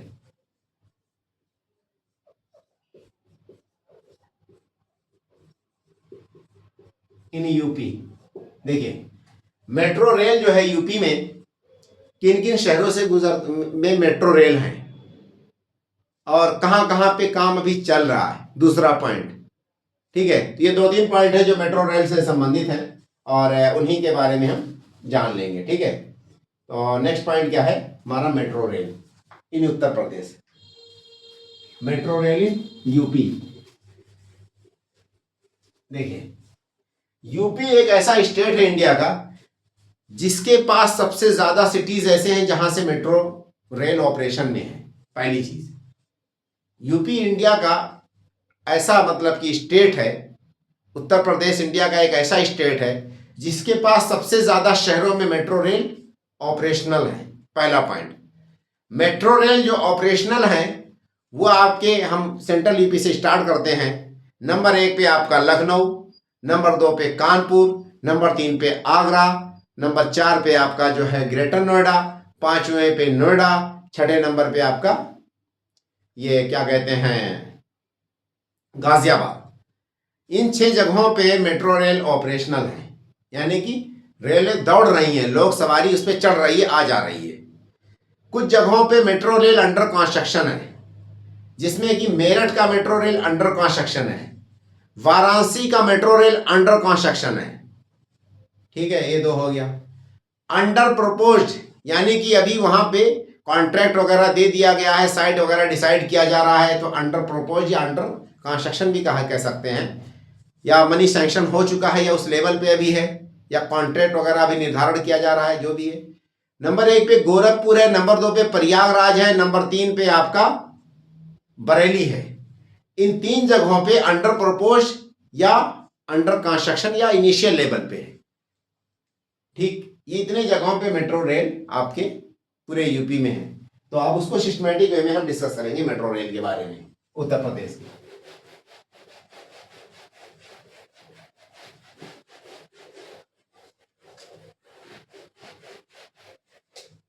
तो मेट्रो रेल इन उत्तर प्रदेश, ठीक है। Currently metro rail are operational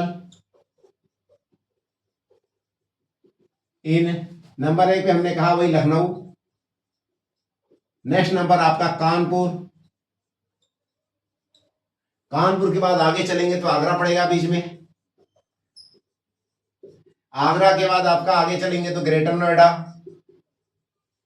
greater Noida के बाद आपका नोएडा, नोएडा के बाद आपका गाजियाबाद, इन सब जगहों पे मेट्रो रेल ऑपरेशनल है। ठीक है, मेट्रोज आर अंडर कंस्ट्रक्शन या कंसिडरेशन, कुछ कंसिडरेशन लेवल पे है, कुछ कंस्ट्रक्शन लेवल पे, तो कंस्ट्रक्शन ही लिखते हैं। तो अंडर कंस्ट्रक्शन मेट्रो रेल कहां पे है?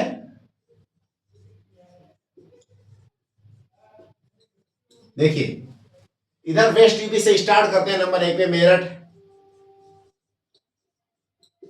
मेरठ के बाद आपका वहां Bareilly झुमकावाला,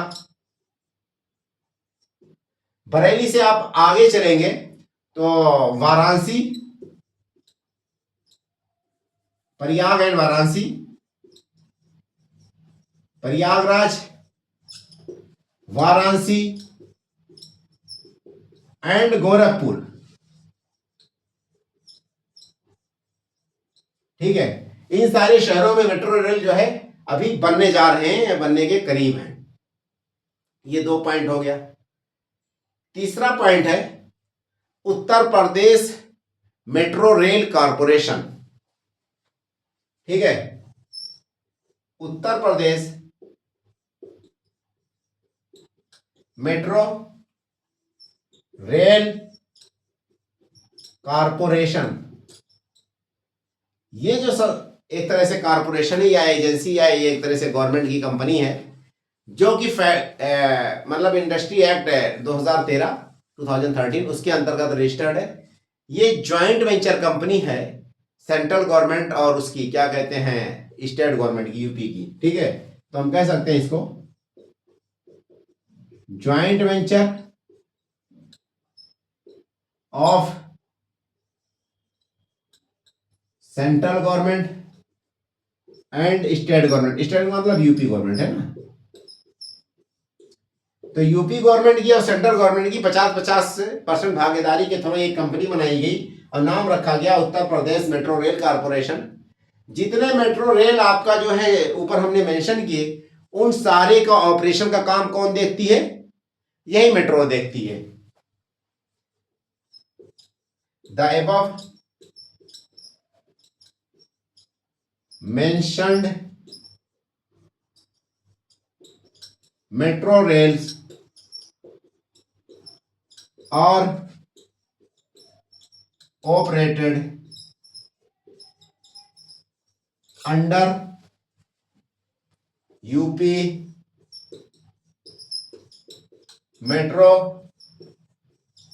rail corporation.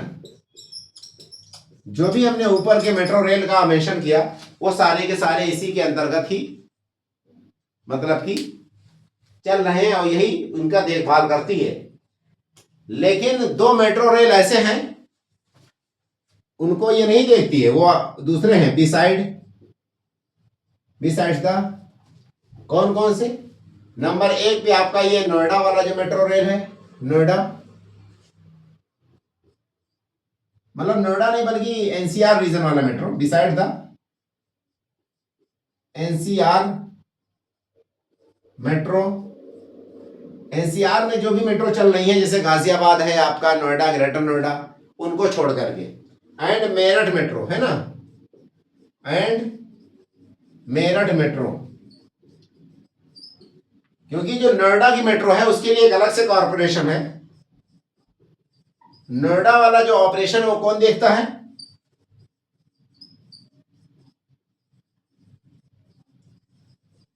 Noida metro rail corporation itself एक अलग से कॉरपोरेशन है under Noida metro rail corporation. तो ये नोएडा वाला जो है नोएडा मेट्रो रेल कॉरपोरेशन वो खुद देखता है। उसके अलावा जो मेरठ वाला है,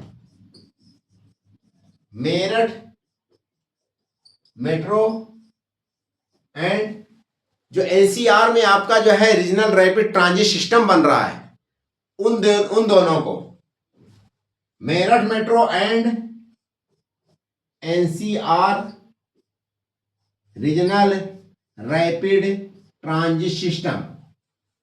ठीक है, रीजनल रैपिड ट्रांजिट सिस्टम क्या, इसको ऊपर लिख दें,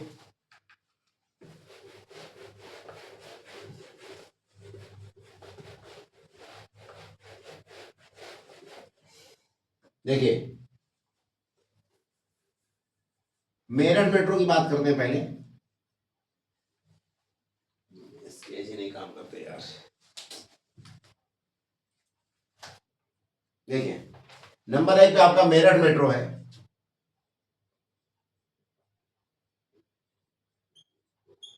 and NCR regional rapid transit system, ये जो है दोनों regional rapid transit system NCR region में जो बन रहे हैं वो वाला, और मेरठ मेट्रो, ये दोनों जो है अंडर नेशनल कैपिटल रीजन, जो है नेशनल कैपिटल रीजन करके है मेट्रो, ठीक है, उसी के अंदर ये बनाया जा रहा है। तो under national capital region transport corporation इसका नाम है। तो इस तरह से मुझे लिखा जाएगा, national capital region transport corporation, NCR transport corporation करके रहता है, ठीक है। तो एनसीआर ट्रांसपोर्ट कारपोरेशन, तो मेरठ वाले का, मेरठ मेट्रो का और रीजनल रैपिड ट्रांजिट सिस्टम जो एनसीआर में बन रहा है, उन दोनों का देखभाल national capital region transport system करेगा, ट्रांसपोर्ट कारपोरेशन करेगा। ये सारे के सारे हमारे क्या हो गए, मेट्रो से संबंधित इंफॉर्मेशन थे, वो जो मैंने यहाँ पे नोट कर दिए, ठीक है। अब नेक्स्ट पॉइंट हमारा क्या है कि रीजनल रैपिड ट्रांजिट सिस्टम, इसी में हमारी अगली कड़ी है। ये जो पॉइंट हमने एक पॉइंट बताया रीजनल रैपिड ट्रांजिट सिस्टम, तो इसके बारे में अब डिस्कस कर लेते हैं। नेक्स्ट हमारा टॉपिक हो जाएगा इसी में, regional rapid transit system.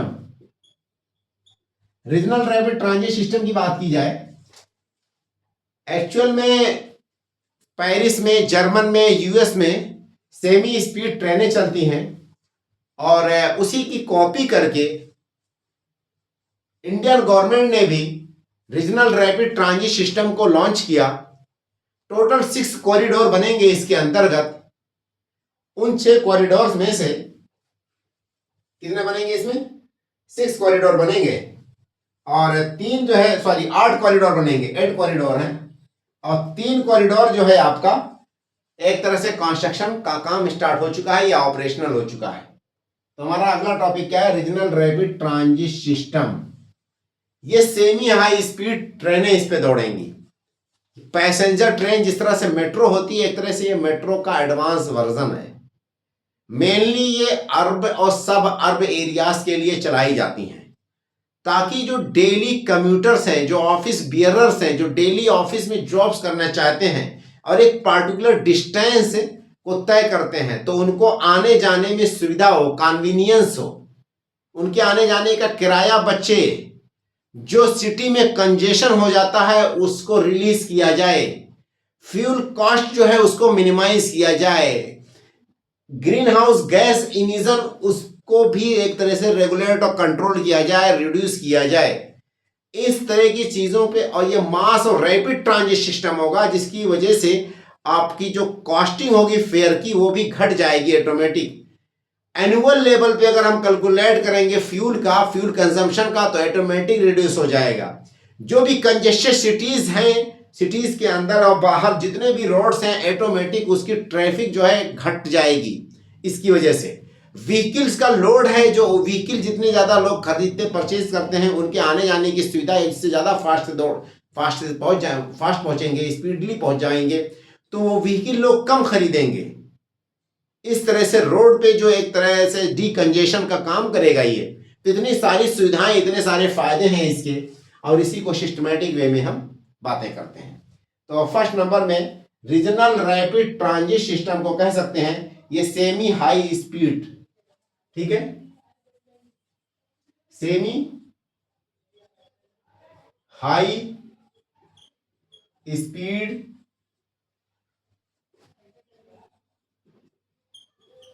Railways system exclusively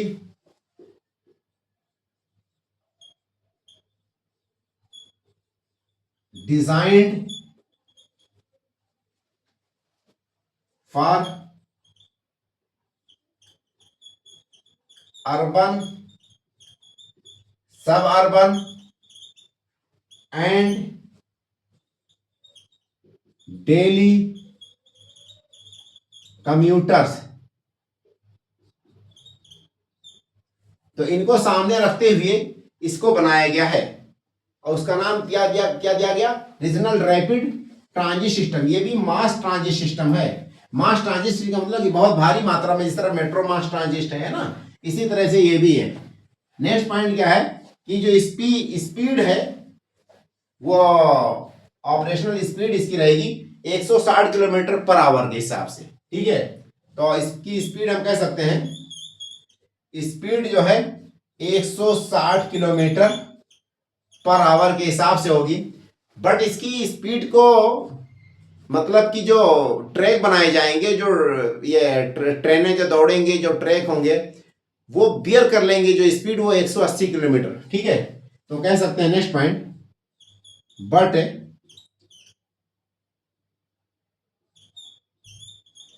capable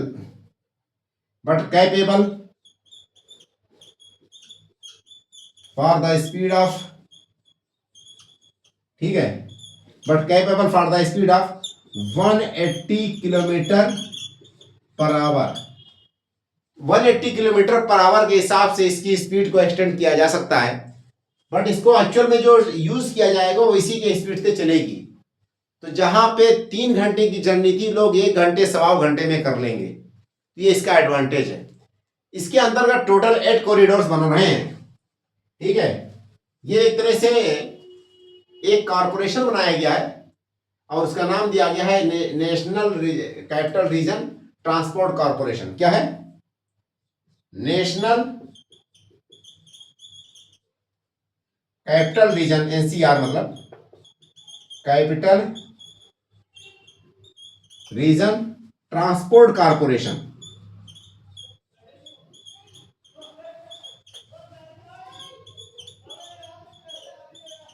ठीक है, national capital region transport corporation, NCRTC. ठीक है, ये इसका काम देख रही है, रीजनल रैपिड ट्रांजिट सिस्टम का, या इस प्रोजेक्ट का। एनसीआरटीसी जो है, टोटल 8 प्रोजेक्ट जो है इसके अंतर्गत सैंक्शन किए गए हैं। कितने? 8 प्रोजेक्ट्स या 8 corridors, 8 corridors to be built by NCRTC, national capital region transport corporation. इसके अंतर्गत 8 कॉरिडोर बनाए जाएंगे। उनमें से 3 पे जो है वर्क चालू है, मतलब काम चल रहा है। उन जो तीनों पे काम चल रहा है उनके बारे में जान लें। तो राइट नाउ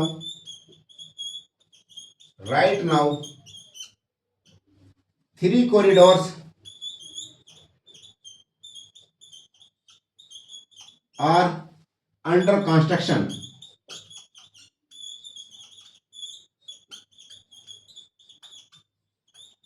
जो तीनों कॉरिडोर जिन पे काम चल रहा है, उन कॉरिडोर्स के बारे में जान लेते हैं। वो तीनों कॉरिडोर्स कौन कौन से हैं?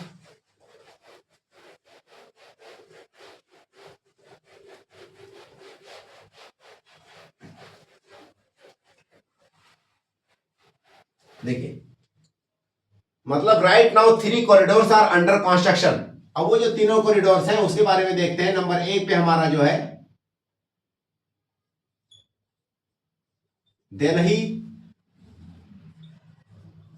गाजियाबाद मेरठ। नंबर 1 पे ये हो जाएगा कॉरिडोर। दूसरे नंबर में आपका दिल्ली और आपका गुरुग्राम और निमराना। ठीक है, निमराना से होते हुए आपका अलवर। तो हम इसको लिख सकते हैं। नेक्स्ट वाला आपका दिल्ली, गुरुग्राम टू अलवर। ये तीसरे नंबर का हो गया अलवर, है ना, दूसरे नंबर का। तीसरे नंबर का आपका दिल्ली टू पानीपत, ठीक है। ये आपका जो है पार्शियली ऑपरेटेड है, पार्शियली ऑपरेशनल। ये दिल्ली गाजियाबाद मेरठ वाला जो है ये कॉरिडोर पार्शियली ऑपरेशनल है, ठीक है। तो ये बहुत ज्यादा इंपॉर्टेंट था, इसको जानना जरूरी था। अब ये रीजनल रैपिड ट्रांजिट सिस्टम जो है, इसके अगर बातें करते हैं उसको क्या कहते हैं, सिग्निफिकेंस क्या है इसका, बहुत ज्यादा इंपॉर्टेंट है ये सिग्निफिकेंस। तो सिग्निफिकेंस के हिसाब से अगर देखते हैं तो ये एक तरह से ट्रैवल टाइम को रिड्यूस करेगा। क्या करेगा? रिड्यूस द ट्रेवल टाइम, पहली चीज हो जाएगी। और जो ट्रेवल टाइम को एक तरह से ये रिड्यूस करेगा। दूसरे नंबर पे क्या होगा कि मोबिलिटी एंड, अगला पॉइंट हो जाएगा इसी में, increasing mobility and facilitate for convenience, ठीक है। ये travel time, increasing mobility and facilitate convenience. उसके अलावा जो है नेक्स्ट पॉइंट क्या है, क्या है कि ट्रैफिक कंजेशन को भी ये घटाएगा, ठीक है। नेक्स्ट पॉइंट हो जाएगा इसी में, D congestion of traffics in and around of NCR region. NCR के भीतर या एनसीआर के आसपास में भी ट्रैफिक को कहीं ना कहीं ये कम करेगा। नेक्स्ट पॉइंट क्या है, रिड्यूस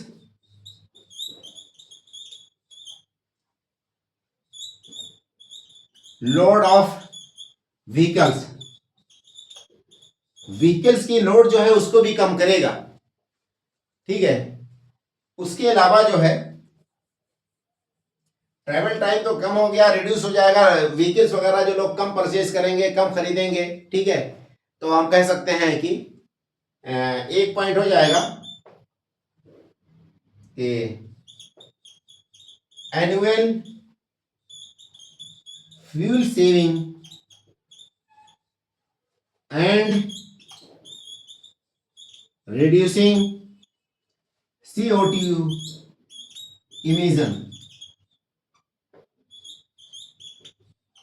अब साल भर का अगर कैलकुलेट करेंगे तो CO2 का एक तरह से डिक्रीज हो जाएगा, रिड्यूस होगा इमिशन, और कहीं ना कहीं पॉल्यूशन फ्री हो जाएगा, कंजेशन फ्री होगा सिटी। तो ये सारी की सारी सुविधाएं आपकी ये मास एक तरह से रीजनल रैपिड ट्रांजिट सिस्टम के अंतर्गत आएंगी। और इसमें हमारा तात्पर्य खाली मेरठ का था, दिल्ली गाजियाबाद मेरठ, बट हम सोचते हैं कि सारा जान ले तो एक तरह से आसानी होगी समझने में। और फिर अब यहीं पे हम अपने लेक्चर को विराम देते हैं। आप लोगों से रिक्वेस्ट है कि हमारे चैनल को लाइक और सब्सक्राइब करें। कोई भी क्वेश्चन, कोई भी समस्या हो तो डायरेक्टली कमेंट बॉक्स में पूछ सकते हैं। ओके भाई, ऑल दी बेस्ट।